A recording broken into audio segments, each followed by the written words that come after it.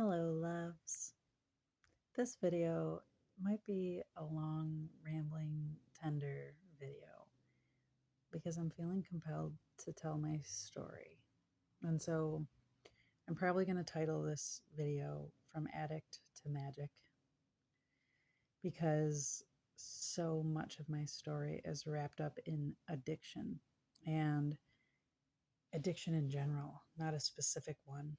There have been specific ones throughout the course of my life, but addiction in general is like being stuck in a habit or a pattern or a perspective, a way of being, thinking, processing, doing, acting, living that isn't serving us, but that we can't help ourselves to get out of, to stop, because something in that addiction is serving us in a distorted way where it's not really helping us, but it's at least giving us a band aid. It's giving us a bottle. It's giving us some sort of temporary relief from what we're really craving, what we're really wanting, which I've found for me personally to be connection.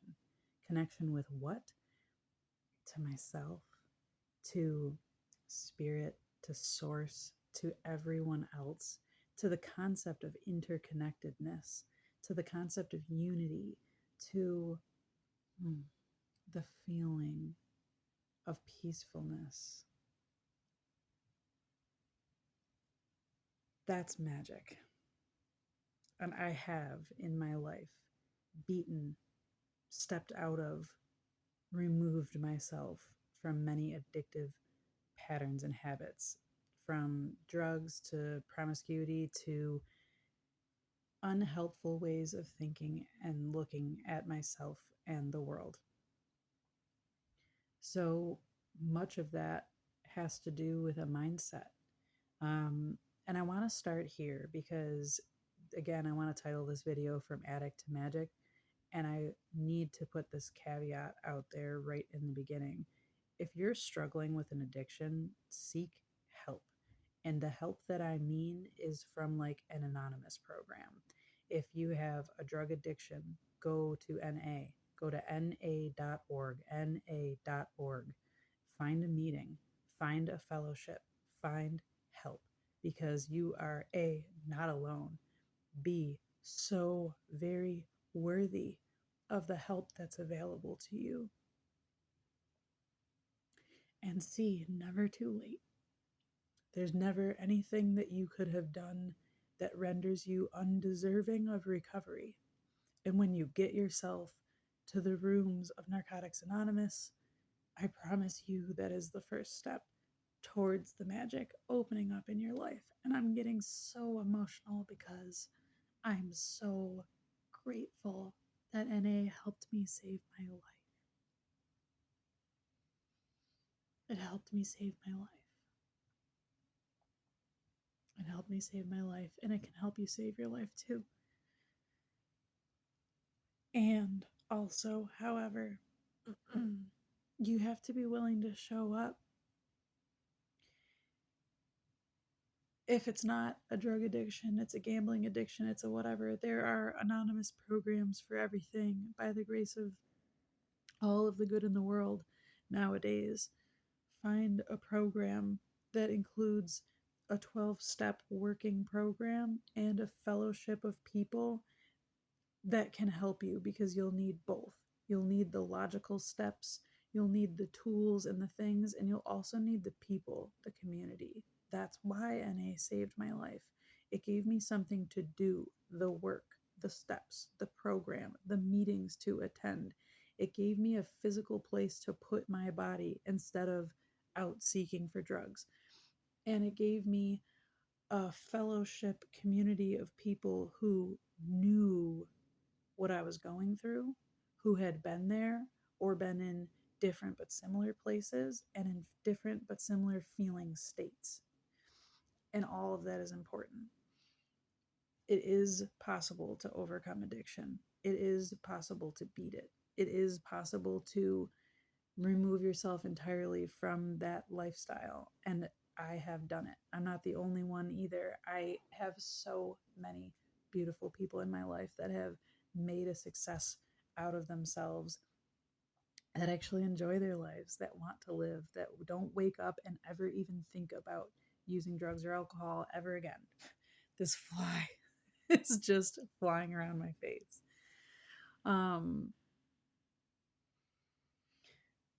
so find a program, find a place to be, because maybe you can do it on your own, but the chances are far less.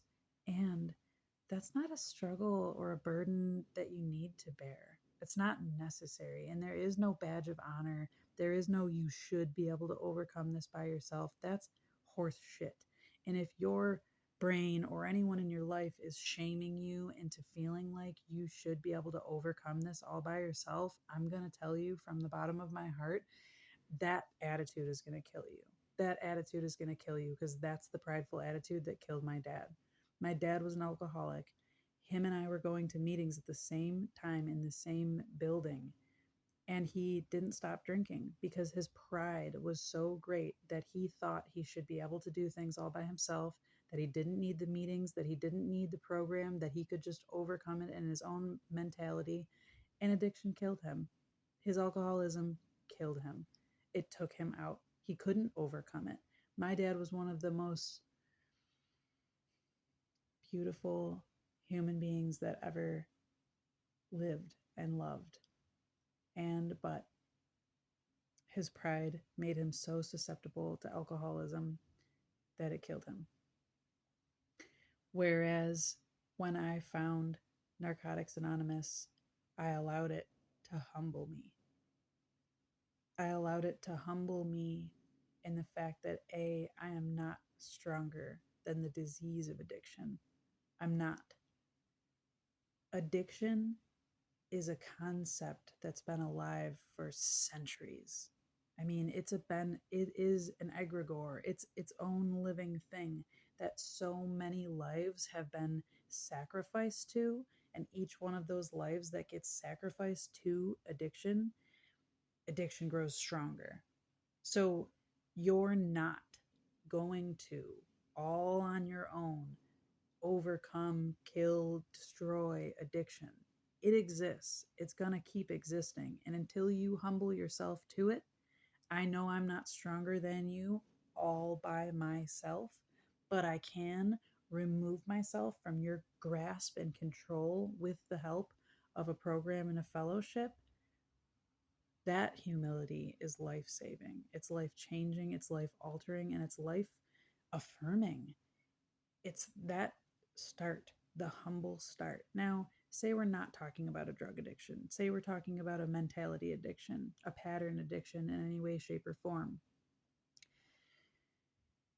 To overcome or step out of that addiction, we first have to be aware of what are the actions that we're entertaining. Like with a drug addiction or a gambling addiction or a sexual addiction, those things are easy to identify what it is that we're doing.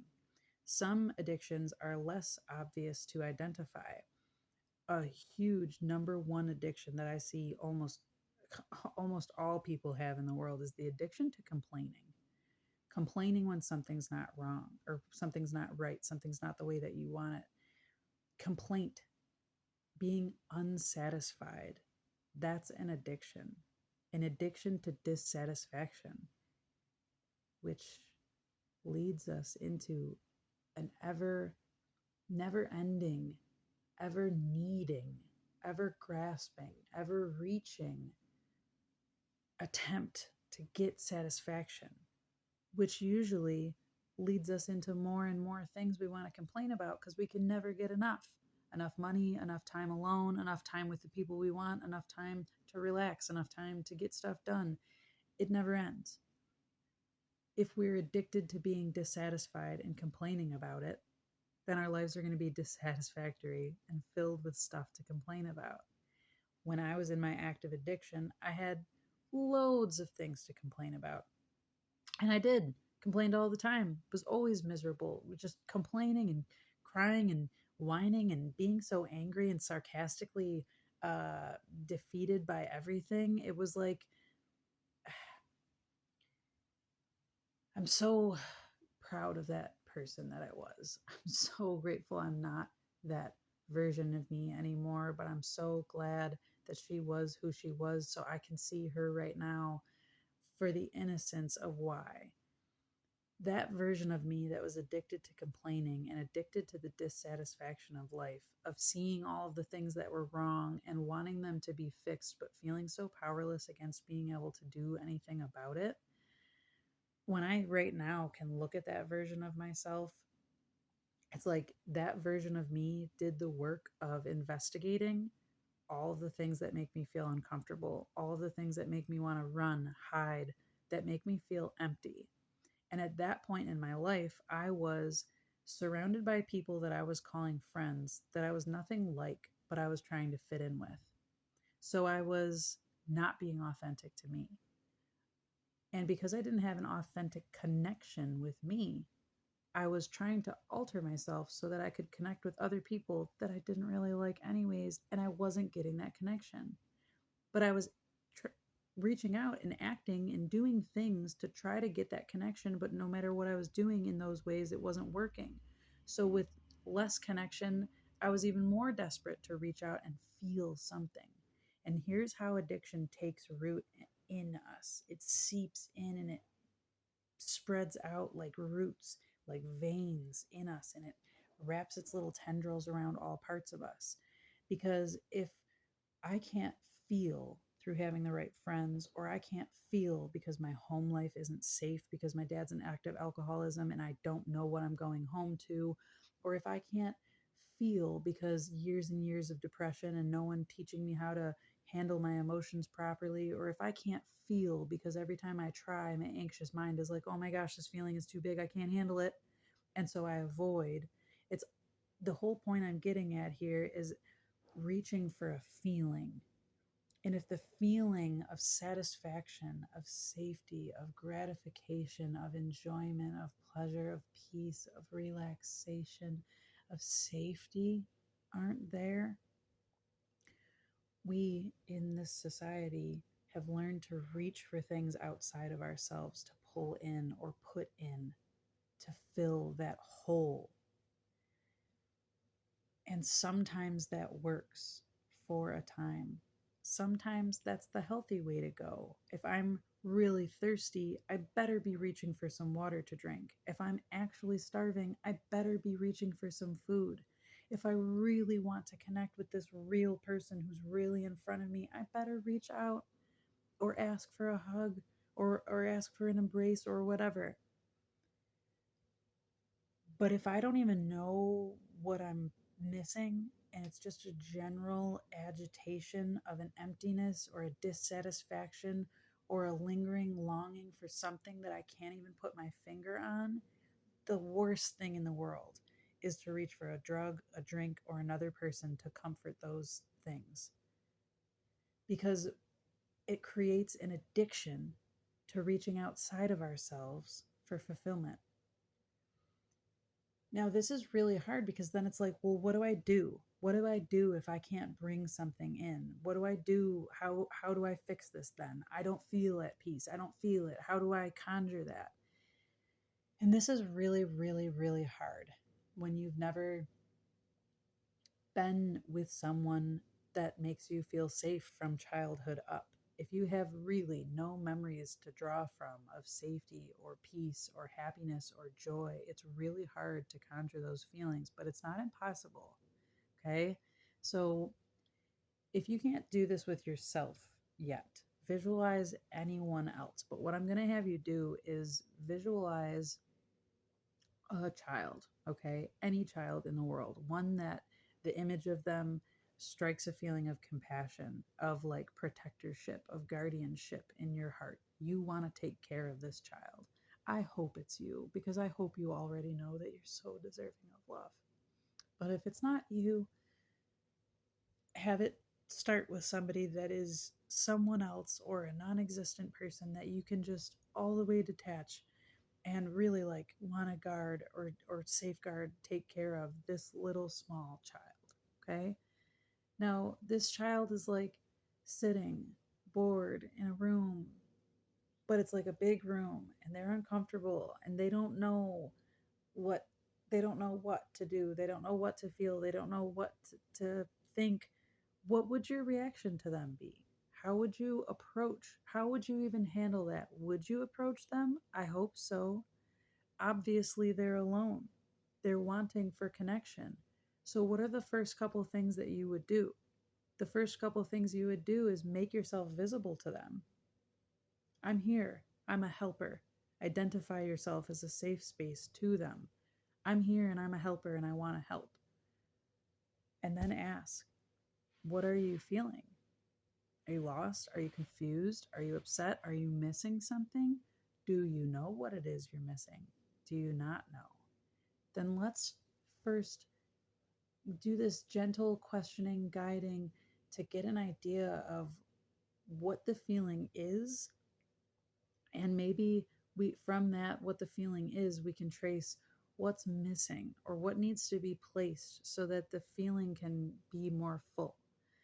I feel like maybe I'm not explaining this correctly or clearly. So let me try to continue on. I'm actually going to reroute this and I'm going to use myself as an example because I know me and I know my inner child and I know the things. So when I feel my loneliest, it's because I'm not feeling connected. And in this day and age, we have all of this great social media for connecting to ads and advertisers and salespeople. And occasionally, one of your friends will post something that you might actually come across because in the algorithm of all of the news feeds and advertisements, it shows you something that you actually care about this person. But you're not even connecting, you're just viewing. You're just viewing something that already happened in the past through a screen that you're seeing now. It's a disconnect still, though. It's not actual real connection. You're not experiencing connection, you're experiencing observation. So we reach out to social media for the connection and we don't get it. We get more of a disconnect. We reach out for the drug or the drink or the excitement or the companionship because we want the intimacy of feeling connected, and it misses every time. It doesn't fulfill that feeling of connection because what we really want is to be asked those questions. What am I feeling right now? What am I missing? What do I really want? What is the feeling that I would love to be filling me right now instead? And here's the where the magic comes in, okay? When we have our eyes wide open and we look at what's around us, it's easy to get looped right back into that cycle of addiction and complaining because I don't have my friends in front of me. I don't have anyone here to reach out to. I don't have this. I don't have enough money to go do that exciting thing. I don't have the resources to do this. I don't have a partner. I don't have whatever. We can see all of the things that we don't have. And it just makes us feel even more empty. Now, I'm not suggesting that we shut our eyes permanently and check out for the rest of life, but I am suggesting that we close our eyes to what is for moments in time so that we can do this beautiful, self loving practice of conjuring this feeling of fulfillment inside of us, whether it be a visual of color or shapes or images of faces or anything like that, or whether you can try to get your actual bodily sensations to feel fulfilled. But one of the best ways is like to, what does full even look like? What does satisfied even feel like? We know what a satisfied stomach feels like, maybe, but maybe we only know what an oversatisfied stomach feels like and an empty stomach feels like. Maybe intentionally try to eat just the right amount of food to hone in on satisfaction as a feeling. Or try this, breathing in, get your lungs to capacity, but not bursting, and hold it for just a second to feel full.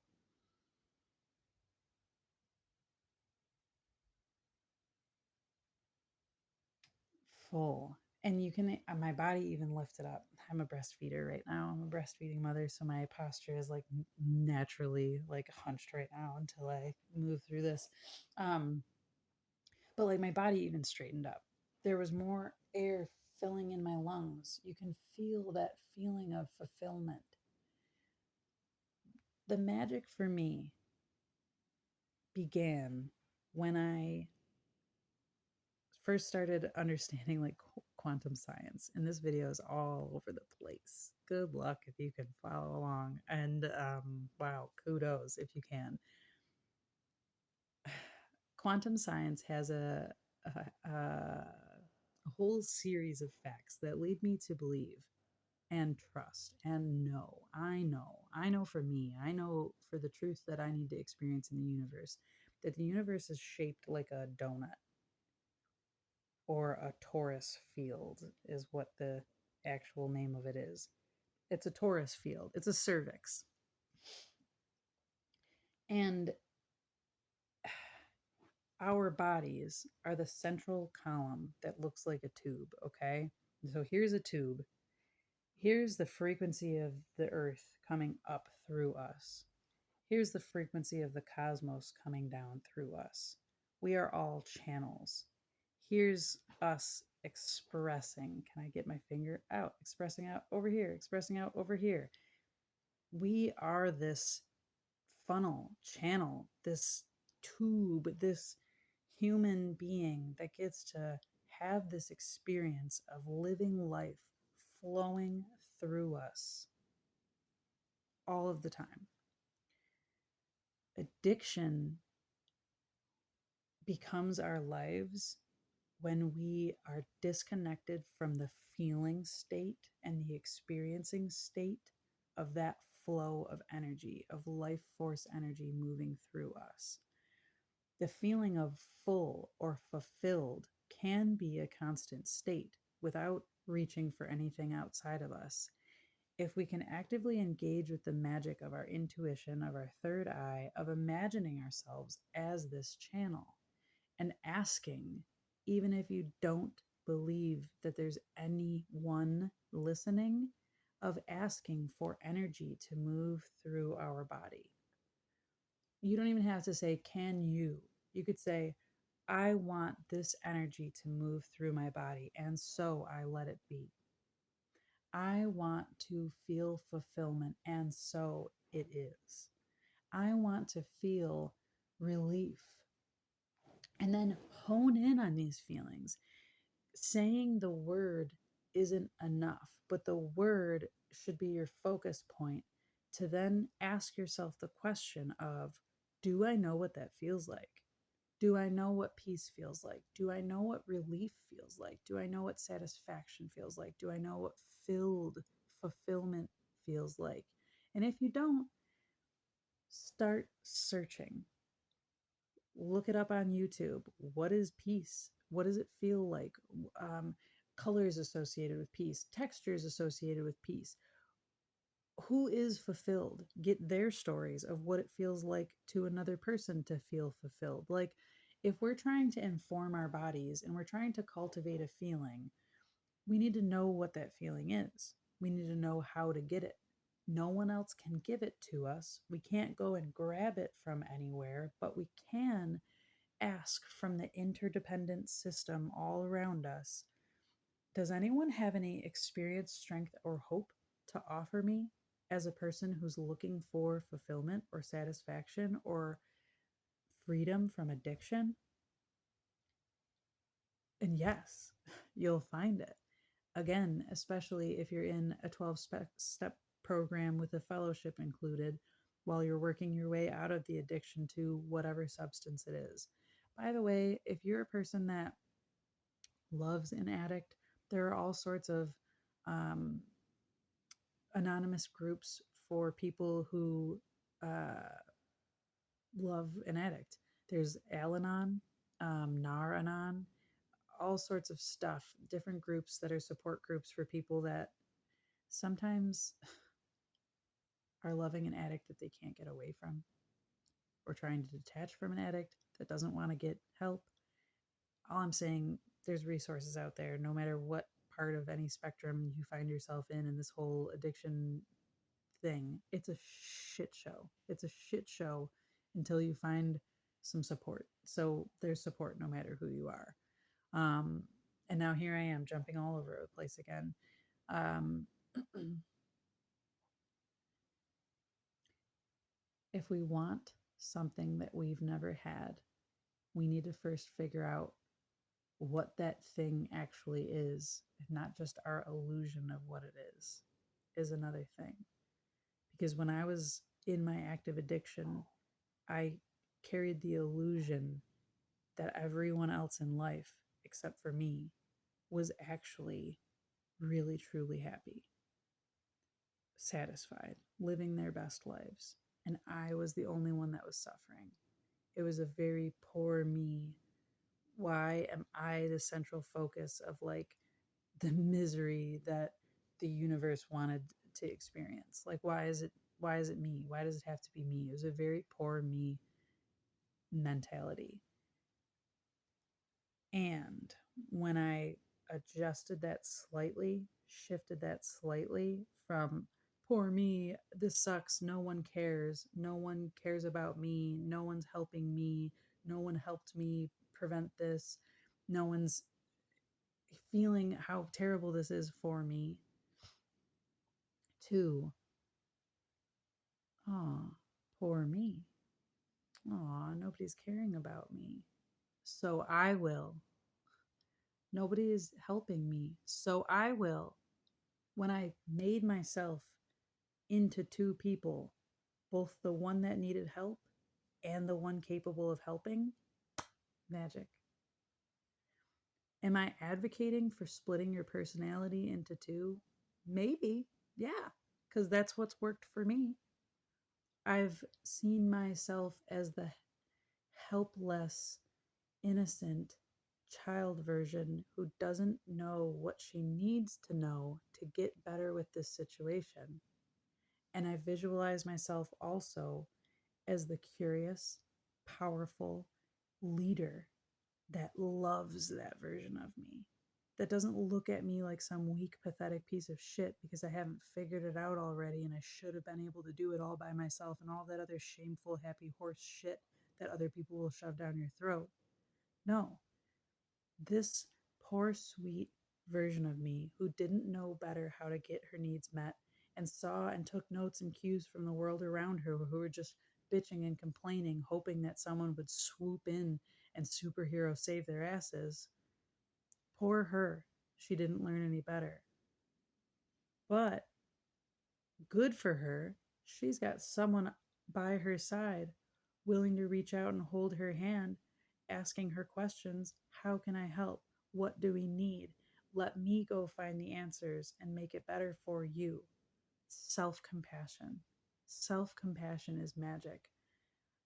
I don't want you, self, to feel so horribly bad, to feel so depressed, so anxious, so disconnected, so unenthusiastic about life.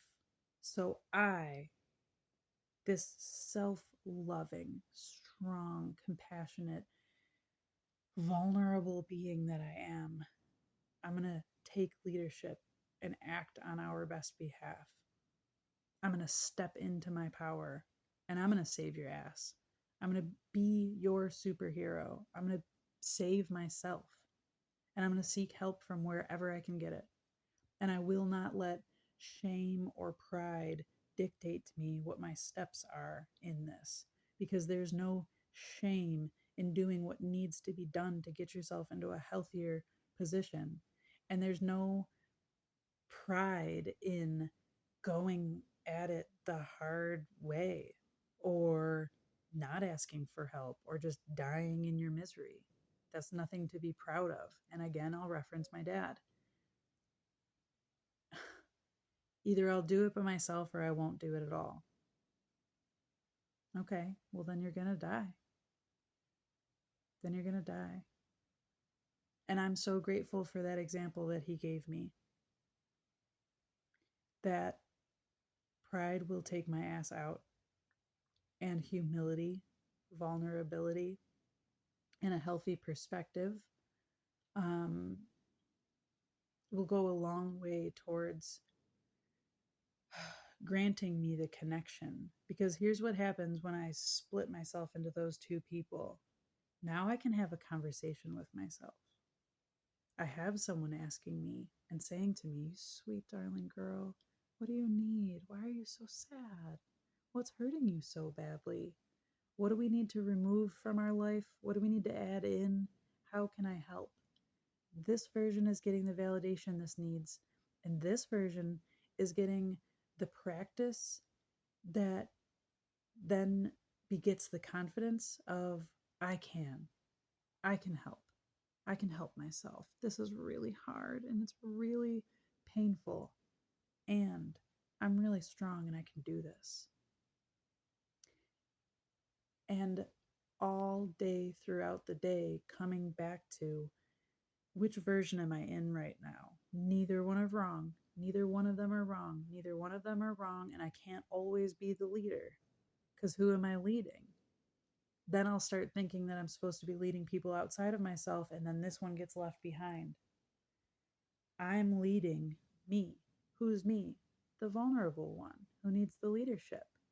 But if I'm only this one and I forget that I'm capable of leading myself, I'm back in victim mentality. So I'm both. And all day long, I'm dancing with myself. I can't do this. This is too hard. I really need help. I can help. How can I help you? Oh, you're willing to help me? All of a sudden, this one's rising and not so weak, not so helpless anymore. And it knows when it needs to ask for help. I can't do this. I need your help. Oh, I'm right here. I can help. I can help. It's amazing. And this is what we're seeking all along, at least for me. This is my personal journey from addict to magic. I use the magic of parts work, of learning myself through the lens of astrology was huge to identify my Virgo inner critic, to identify my Cancer Chiron, the very weak, small, wounded inner child, to identify my Mars midheaven and I'm sorry, my Aries midheaven and Aries Mars, my leadership qualities, my tenacity, to identify my Libra moon, where I can consider all of these things and not really know what to do until I've figured it all out, until I have all of my team on board, the one that needs and the one that can provide. Going from addict to magic is a process of identifying that you have a problem, seeking the help that is definitely available, that you should not exclude yourself from because you deserve it and you're worth it, so please seek it, and having compassion for yourself for everything, for everything, and learning how to lead yourself through it. None of this is easy. None of it happens overnight. This is a daily practice of developing this conversation, of becoming aware every time you're shaming yourself, becoming aware of every time you're setting an expectation that's not realistic, every time that you're shoulding yourself, that you should be able to. It's observing yourself. Who am I acting as? The helpless one or the leadership one? And knowing that both of them are valid. Don't cause a disconnect, which would have you reach outside of yourself to fix the problems of feeling within. Bring it together to connect. And then employ some of those visualization tactics. Like I was saying, what does peace feel like? Is there a color? Is there a shape? Is there an image? Can I breathe that into my body? Can I envision it residing in my heart? Can I look at my heart like it's my companion? Like, oh my gosh, this is a live entity that's living in me, that beats all day, every day for me. It's amazing how much we can rephrase what already is without changing anything, just by starting to observe ourselves, stepping out of the addiction cycle of complaining about what is. Close our eyes and see if there's a different way we can reframe it. I hear my little son crawling around upstairs. He must have woken up, so I'm gonna go. Oh my gosh. Whew.